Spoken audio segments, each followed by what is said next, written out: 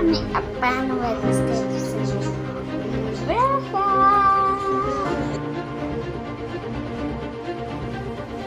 Něco povím. Já vím, že už jako nenatáčím jako prostě už moc nenatáčím jako videa, teď mi blbě videa. Já vám ukážu mého koťouče. Náhodou. Dámy a pánové.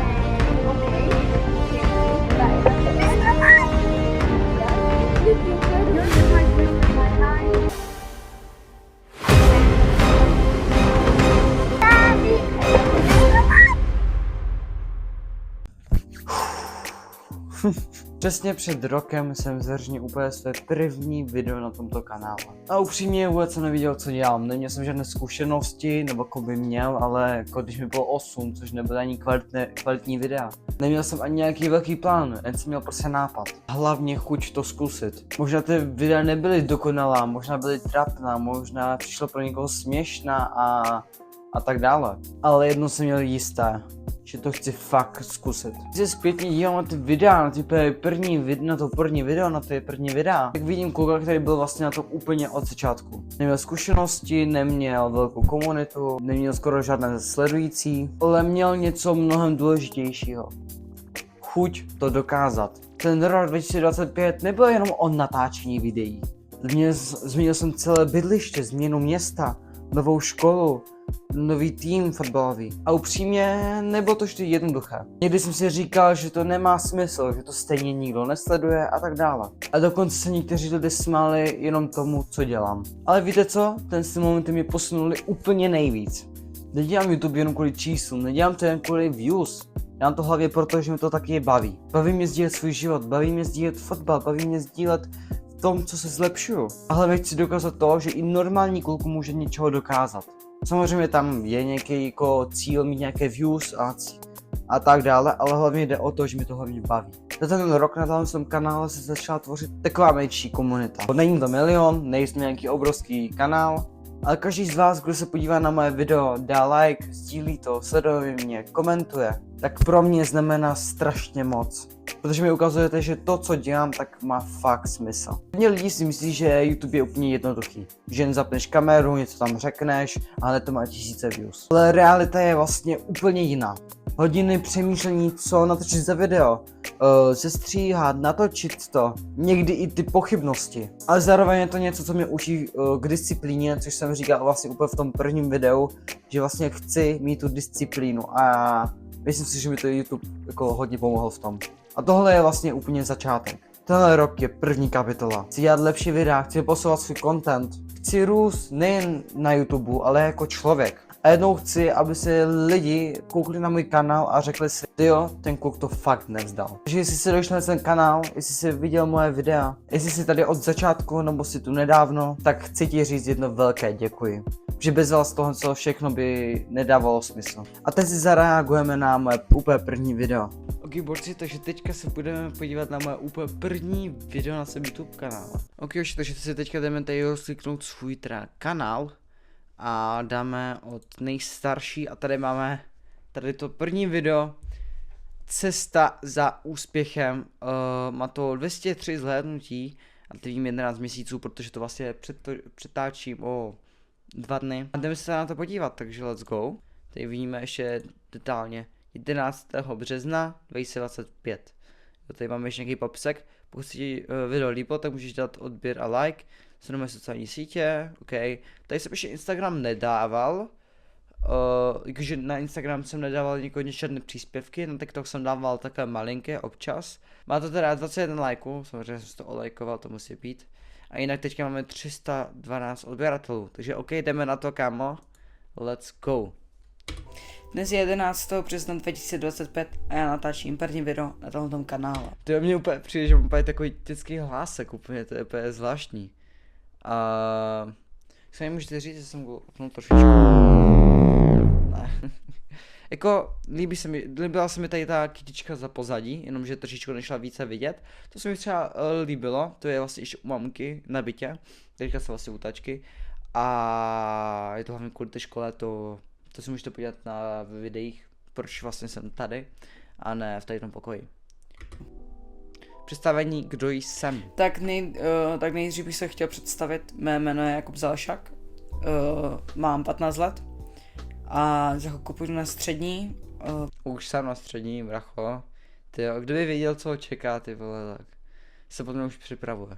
Budu asi tak za měsíc psát přijímačky. A věnu. Ty jde vidět, že prostě ta mluva před kamerou, prostě to šlo vidět, jak jsem se byl úplně nejistý a to. Nedokázal jsem tak dobře mluvit před tu kamerou, což si myslím, že se mi hodně zlepšilo a jsem strašně rád. Já prostě teďka k vám mluvím úplně upřímně a to mluvím jenom do kamery. O fotbalu. Věnu se fotbalu. Proč začínám? Převážně začínám kvůli tomu, že chci mít nějakou disciplínu, chci mít nějakou To je přesně o to, co jsem říkal. motivaci dělat některé ty věci.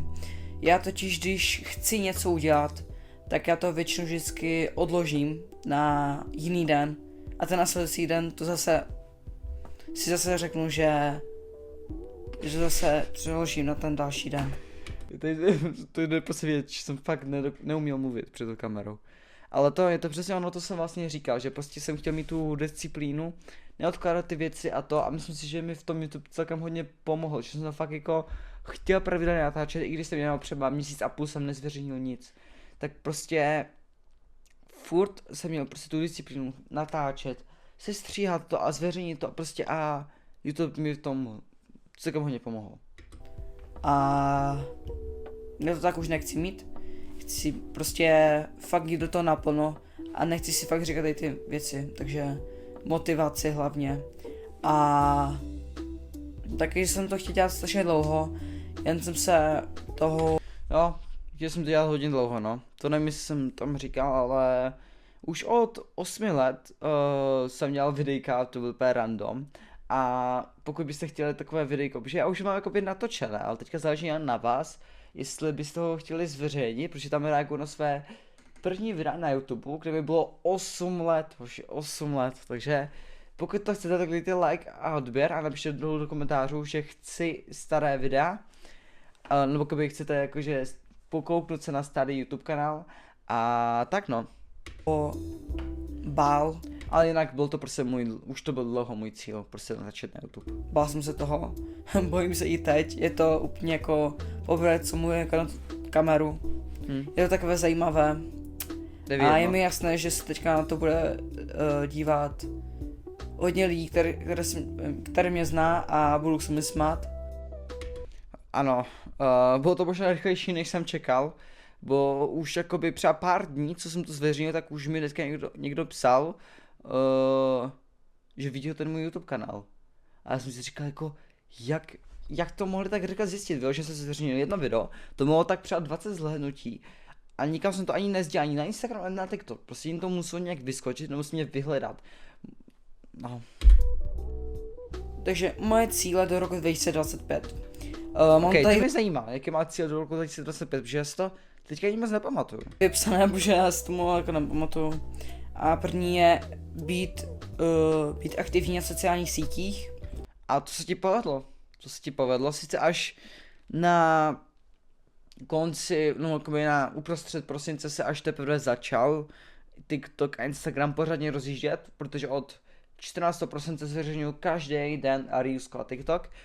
A na TikToku jsem pak jen trošičku zveřejňoval, jinak já jsem od března do listopadu jsem dělal jenom YouTube. Chci si tomu věnovat, dát jít do toho naplno a asi tak. Zlepšit se ve fotbale. Zlepšit se chci, protože... Myslím si, že jsi se hodně zlepšil. Myslím si, že